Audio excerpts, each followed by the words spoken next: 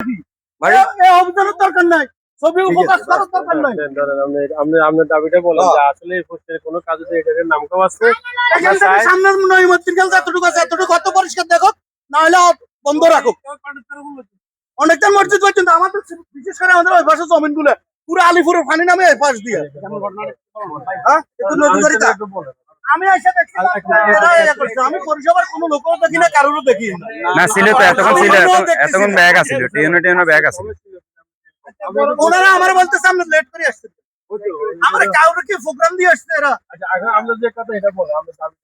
আমার দাবি হলো নইমুদ্দিন খাল পরিষ্কার পরিচ্ছন্ন ভাবে করা, এবং কি নইমুদ্দিন খালের এভাবে বড় হয়ে গেছে, কোনো পানি নামে না, ধান ক্ষেতের কোনো পানি নামান যায় না।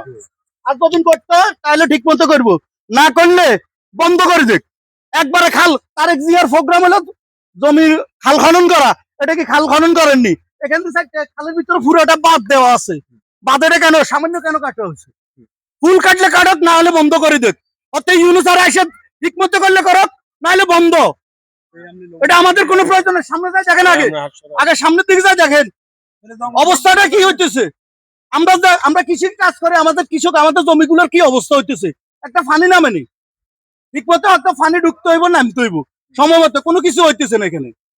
এরা হেদের মন আজকে 20 বছর আমার মানে কৃষি অবস্থা বা আমার দেখা অবস্থা আজকে 30 বছরে কোনোদিন দেখিনি পৌরসভা এক মুঠো মাটি এখান থেকে উঠেছে বা কারো কারো বাধা দিচ্ছে খালটা কিভাবে দখল হইতেছে। খালের ভিতর গাইড ওয়াল করে দিছে, যার যার মন মন করে চলে যায়। যে চেয়ারম্যান আসে করে দিতেছি কোনো কিছু করার মাধ্যমে নয়। ঘটনা কি? আপনার মানে দাবি, আমার দাবি হয়তো খাল সুন্দর করে পরিষ্কার করে এই খালটা কাটা দেখ, খালটা কাটা হোক, খনন করা হোক, না হলে বন্ধ করা হোক। এইসব নাটক করে মশা নিধনের কোনো প্রয়োজন নাই, এইসব নাটকে আমার কোনো প্রয়োজন নাই। দেখুন আসছে, এটা কি খাল কাটা হয়েছে? খালের ভিতর গোড়া বাদ দিয়ে শুধু খালের ভিতর দিয়ে মাটি কাটা হইতো। এটা কি খালের উপর থেকে মাটি কাটার জায়গা?